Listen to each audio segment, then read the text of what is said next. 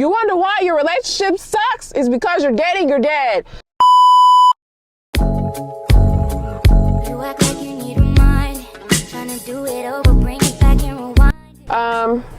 Sorry.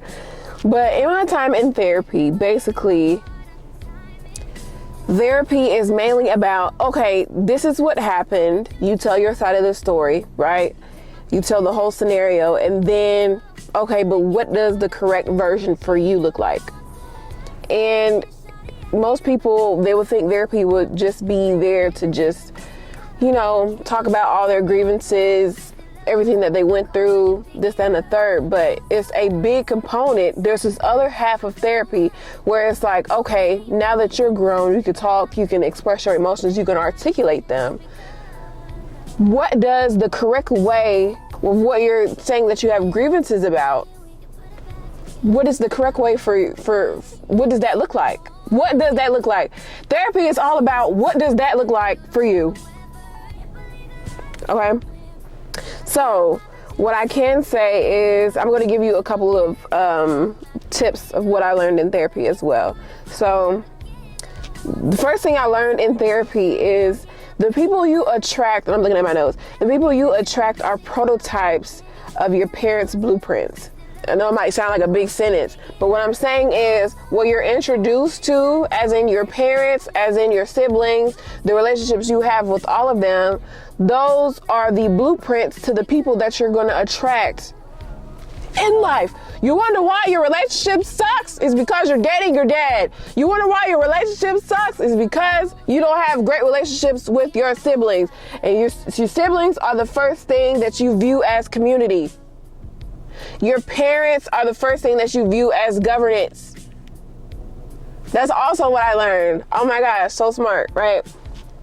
So if I just said that, if the parents are your idea of governance, right, and your siblings are how you view community, how you deal with both parties is how you're going to deal with people out here. So say for instance, let's say that some people that I grew up around had an avoidant anxious attachment style, right? Let's just say me. Okay.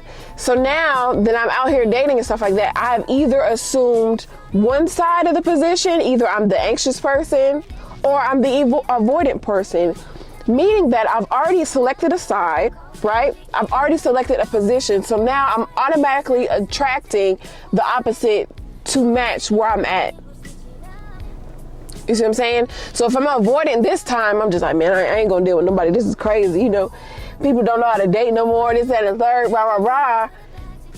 And yet, I get somebody who's just overly in my business, and I'm like, what the heck is wrong with this person? I chose the avoidant attachment. I can't get mad at what I attracted next. That's crazy. This is gonna be hard. This is gonna be hard for you, and I know I'm yelling. I apologize.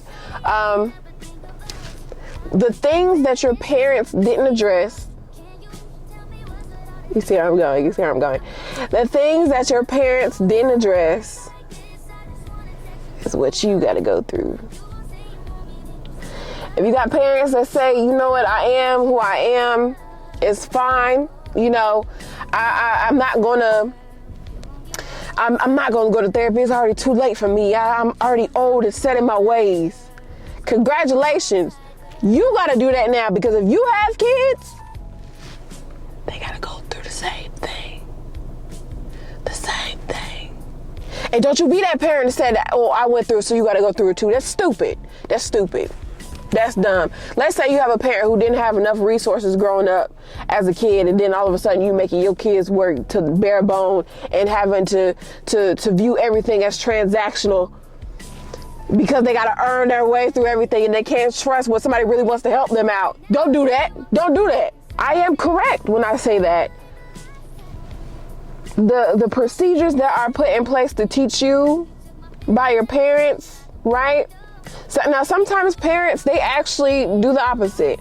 If somebody who didn't have a lot of food growing up, right? If somebody didn't have a lot of food growing up and all of a sudden they're making sure that the pantries are absolutely full, even though I got expired stuff in it, I'm not calling nobody out. they still worked on it. You know, it was absolutely not the bare minimum for them, but when they gave it to you, it was probably felt like it was way more than they got. Actually, I didn't even write this down. The next part of what I'm saying is it is people's first time being on earth for real. Now, just think of it. It is people's first time on being on earth for real. There's absolutely no way in the heck that you can expect your parents to absolutely know everything that there is to raise a child. You're like 20, 26, 16, 18, 32. I don't know. I'm guessing. But this is your first time doing this thing too. You just figured out what an alternator was about 2 weeks ago. Me. Okay? It is their first time doing this too. Don't nobody know the attachment styles off the top of their head. Don't nobody know all 5 love languages and how to administrate. Am I stuttering? Administrate. Give them out correctly. Oh my God, that was embarrassing. But don't nobody know how to do that off the bat. Give people grace. That's another part that I learned. Give people grace. And give people the grace enough to just allow them to be them. If they don't know how to do everything correctly after you said it, you set the boundary and they still doing it, you're going to have to get up and walk off. You're going to have to, here's another part. You're going to have to learn how to set appropriate boundaries. Don't be saying like, oh, because, you know, this person pissed me off this one time and they're out of my life forever. That's stupid. You're going to be alone for the rest of your life. There's certain boundaries for things. So say, for instance, if you have somebody who, whenever you bring something up to, right, hey, I don't like when you do this, and they keep crossing that boundary, or when you bring it up to them, they'll bring up all the accounts that they got pissed off at you, that, you know, that's not really healthy at all. You could tell that person is not good for you. Why? Because you set boundaries. Set boundaries in an appropriate sense. Boundaries are great. Expectations is where you get caught up. Boundaries and standards are really good things to have. Like, you know, when you apply to college and you get SAT scores and they say, we want this SAT score or you're not getting in, that's a standard, not an expectation. Expectation will be like, you know, it'll be great if, you know, if you have extracurriculars as well, but sometimes we count it and sometimes we don't. It really depends on the person that you are. So what are you saying? Are you saying, do you want this SAT score and extracurricular activities? This other person had plenty of club involvement. GPA was like 3.2, not as high as everybody else, as the standard that you set. But the expectation is somebody got to be a well-rounded person. I hope you understand what I'm saying. I hope you understand. You see how there was no measurable standard. Standards, you have this SAT score, you don't. In or not. Expectation, well, you know, if you are, you know, if you're a good student and, you know, you're just well-rounded, we'll appreciate that and we'll take it into account. Don't nobody know if they're getting in or not.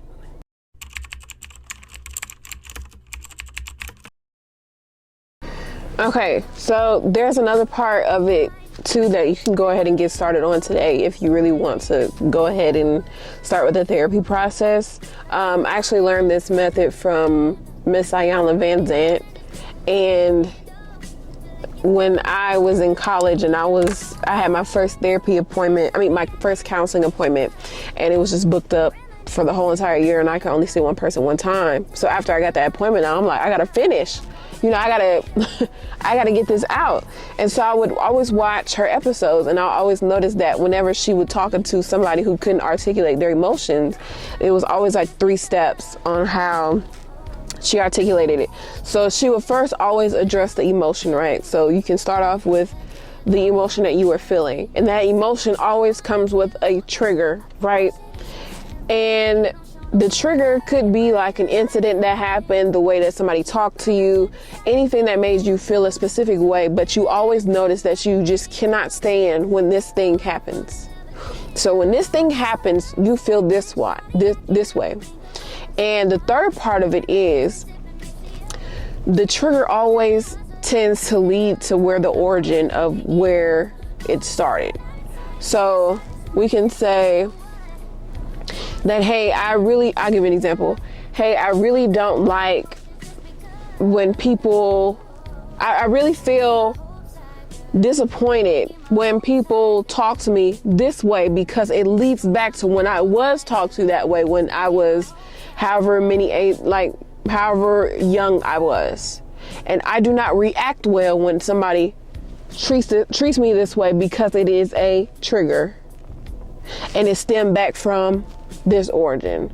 Now, we might not know when the origin is, but we can always designate it to that this trigger is irritating me. The irritation is always a clue. So we can always get started on that part if you want to take a first step towards therapy, so you can get to know yourself a lot better.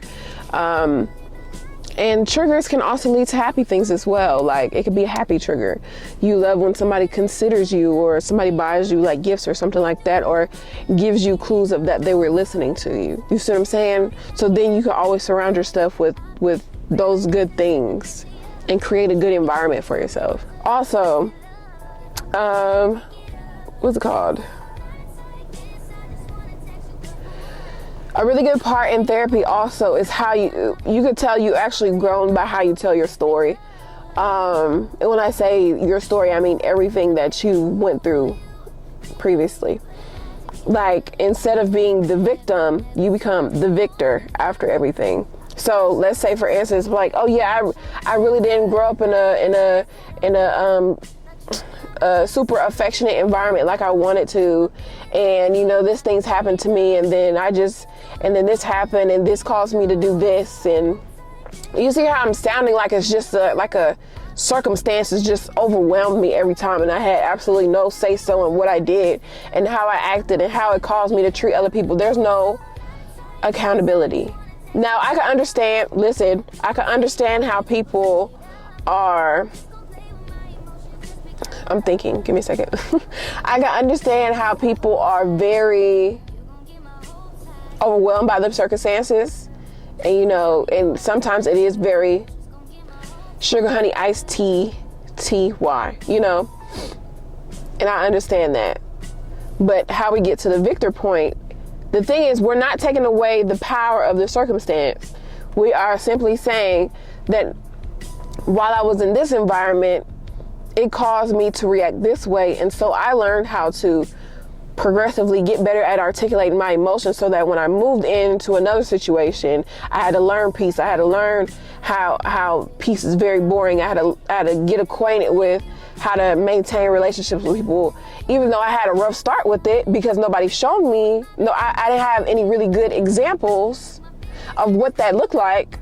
It did cause me to tremble a little bit, but after that, I did get some understanding. You see how I'm the victor of all of my circumstances, even though it knocked me down. I understand the meaning of everything. Therapy is not like a fix-all thing, but it gives you a deeper map and a deeper blueprint of what it is that you need to work on. But you crashing out at somebody at Walmart, at the cashier at Walmart,